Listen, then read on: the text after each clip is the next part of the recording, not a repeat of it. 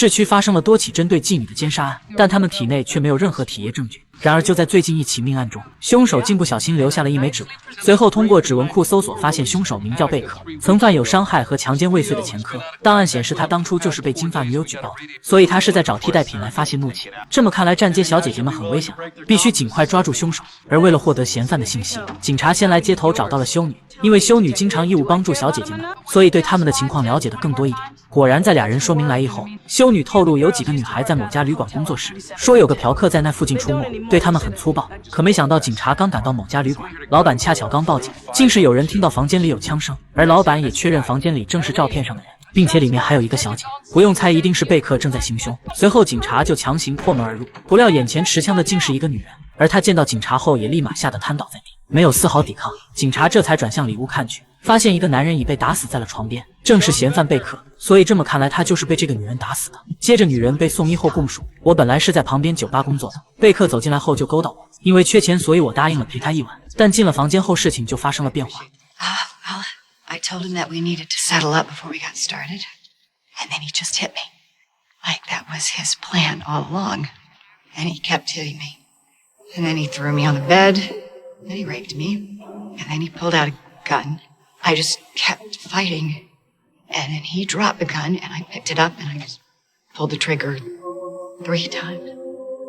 And then the cavalry arrived. 加上医生诊断，女人不仅下体有撕裂伤和挫伤，还被打得脑震荡，一般人都会认为她是在自卫，然而警察也是这么判定的，甚至幸灾乐祸杀了贝克是在造福人类。最后检察官也接受了这个说法，决定对女人不予起诉。可谁知就在大家以为轻松破案之际，技术员又发现了新情况，命案现场的枪竟也是一起还未侦破命案的凶器。这下情况可变得复杂了，但技术员还挺高兴，这不是找到了另一起命案的凶手了吗？可问题是那时贝克正在监狱里呢。随后警察找出了另一起命案卷宗，显示死者也是一个十恶不赦的恶鬼，不仅被枪杀还被抢了。当时判断是毒品相关命案，因此有警探推测那把枪可能在毒贩之间四处流通，先有人用它杀了恶鬼，然后又流落到了贝克手里。但也存在一个更靠谱的可能，那就是枪一直在那个女人手里，两人都是他杀的。可本森也有疑问，女人确实被贝克强奸了呀，这可是真的。对此大队长决定那就先调查恶棍被杀案，看两者是否有关联。哪知这时却传来了坏消息，女人早已离开了医院，并且她留的名字、住址和社保号都是假的。这么一看，女人一定是隐瞒了什么，所以必须尽快将她找出来，才能弄清到底是怎么回事。然后本森俩人就来找了当年侦办那起凶案的警探，竟发现死者死后他的信用卡还有消费账单，而签字的竟是死者的妻子。两人立马意识到的那就是凶手，因为被害人根本没妻子。随后通过他的消费项目又发现，事后他做了美容又买了美酒，明显是在犒劳自己，而最大的一笔消费竟是在玩具店，说明他可能有个孩子。接着警探们又查了还未侦破的命案，把符合发生在红灯区里信用卡失窃的，并且还刷卡消费在旅馆房间和儿童用品的案子，一共又挑出来3宗，所以这些极有可能都是那个女人犯下的，她就是个连环杀人犯。随后大家对一共6起命案进行了分析，发现前5起案子凶手都抢死者的信用卡消费，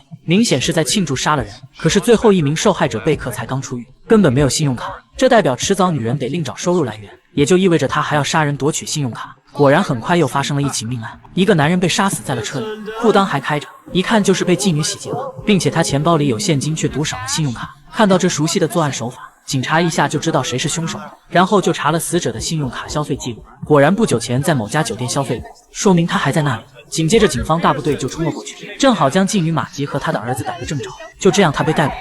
然而就在警察准备审问之时，黄博士却突然拦住了他们，他要求先去谈，好摸清马吉的心理状态。大队长则同意了，于是黄博士先问了马吉几个问题，包括你父母的关系如何，你是否出现过幻听幻视，是否曾经觉得有人故意找你麻烦。而马吉则一一做了回答，态度非常真诚。当再被问到是否有过发现自己在别的地方却不记得如何到那里时，马吉立马认同经常有这种现象，那是在当我跟那些男人走的时候，我会在旅馆房间或某处突然脑中就会一片空白，等回过神后我已经走在回家的路上了。而第一次发生是在小时候，我爸打我之时，我就会神游外物。至此黄博士心里已经有了判断，马吉没有精神病，但他的确看似身受创伤后应激障碍及解离症之苦。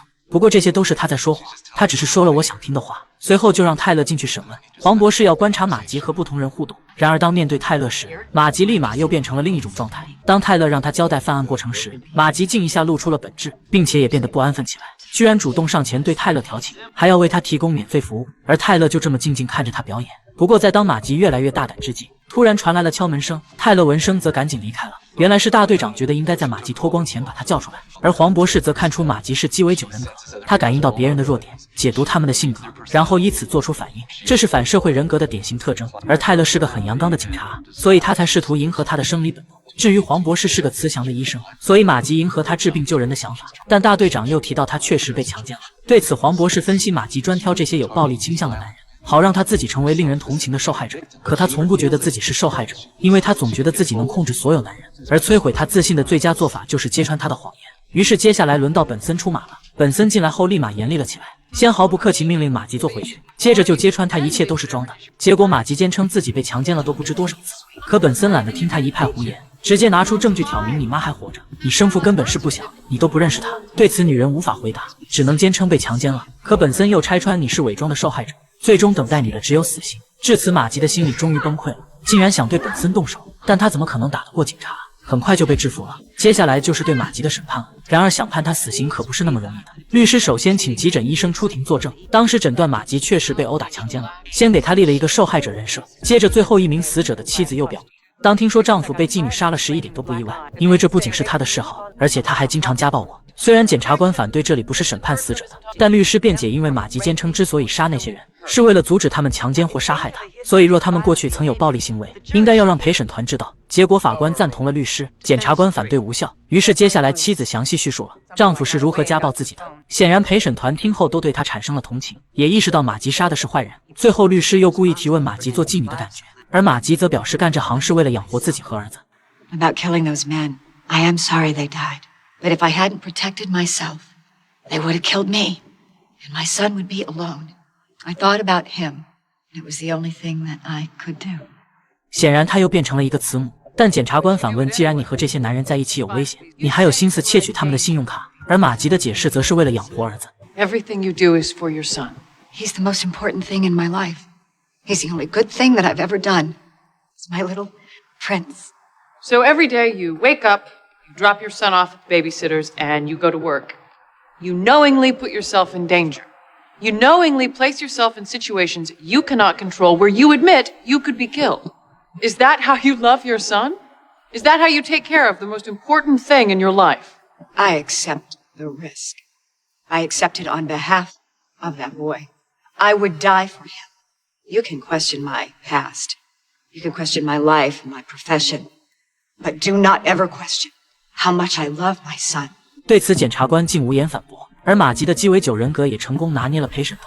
对此检察长也是大为恼火，想了一圈也感觉没有胜算，甚至打算妥协，不起诉判马吉死刑了。结果检察官立马反对，于是几人为此争论了起来。